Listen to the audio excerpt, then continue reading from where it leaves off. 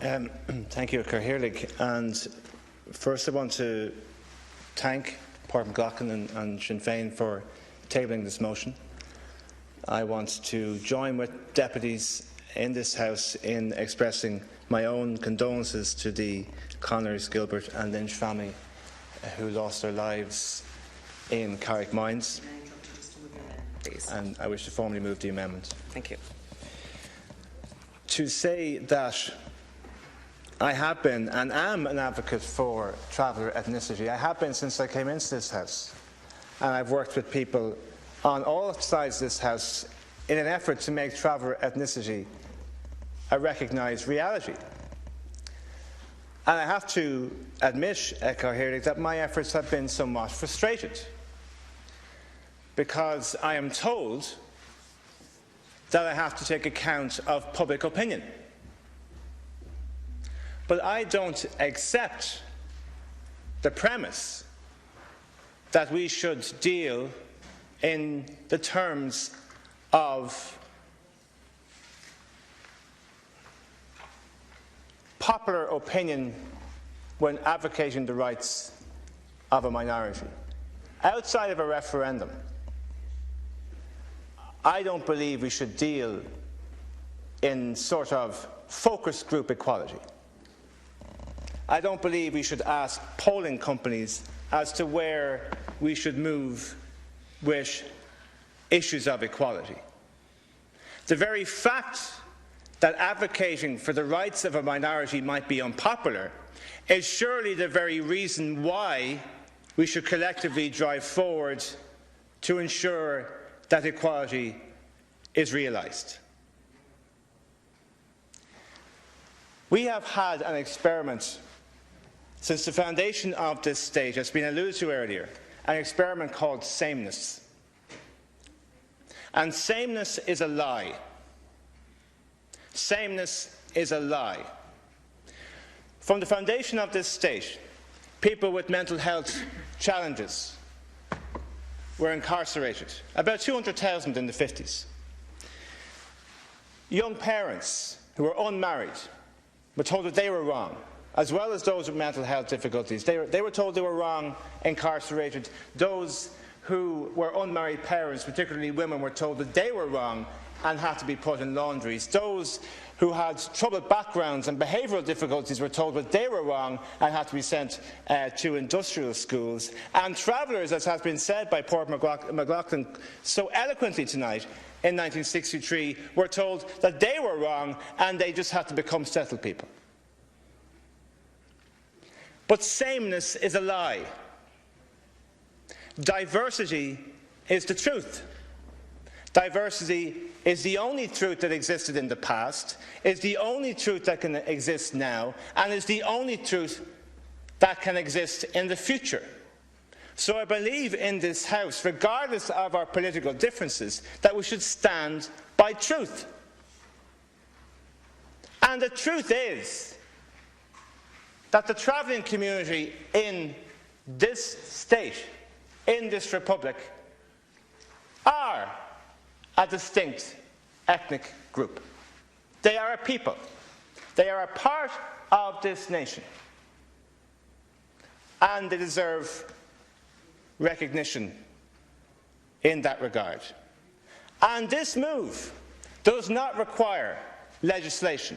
It does not require a constitutional amendment. And isn't it just as well, Cathaoirleach, it doesn't require a constitutional amendment? Could you imagine the type of debate we would have in this country if we put that question to the people? Considering that in this country you can pretty much say in public discourse, in polite conversation, or write in a newspaper anything you want to say about the travelling community and get away with it. There is no more reviled community in our history from the settled perspective than the travelling community. Is it any wonder that they feel isolated, that they feel disconnected? And all they're asking for at this moment in time is a new platform of interacting with their common citizens in this republic. Michael McDonough, who's a long-term advocate for traveller rights, has said, when talking to traveller young people, that they say to him they don't know what role they have, what space they should start from. And surely a positive acknowledgement from this state of what we all know to be true would be the positive move we could make, to acknowledge the distinct, not separate, the distinct culture, heritage, language, tradition of our fellow citizens who are travellers. From there we can, if you like, move to a whole new conversation about where we go in the future.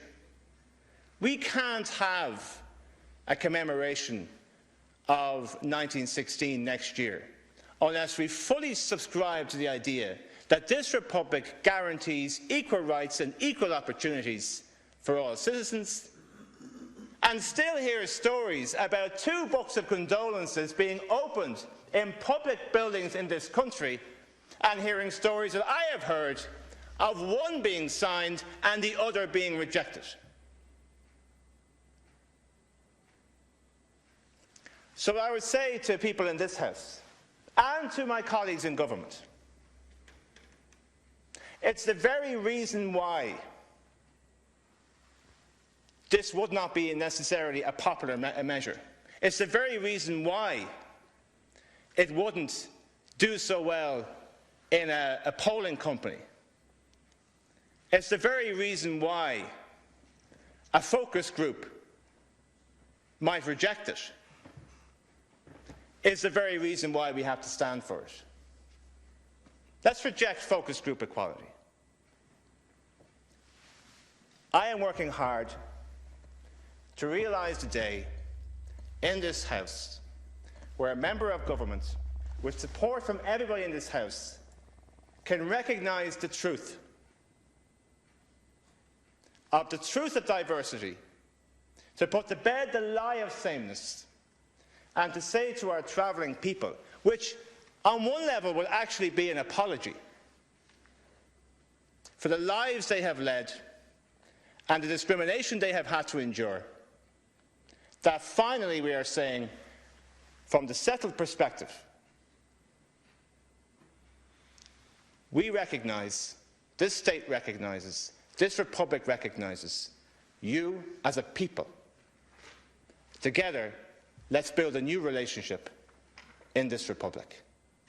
And when that day happens, it'll be down to people who collectively have campaigned for this, from the Irish Traveller Movement, from Pave Points to the Irish Traveller Women's Forum, to Minka Whidden, to the Justice Committee, who cross-party have acknowledged that this has to happen, unanimously, taken the party politics out of it completely, analysed the evidence and said this is what the state should do.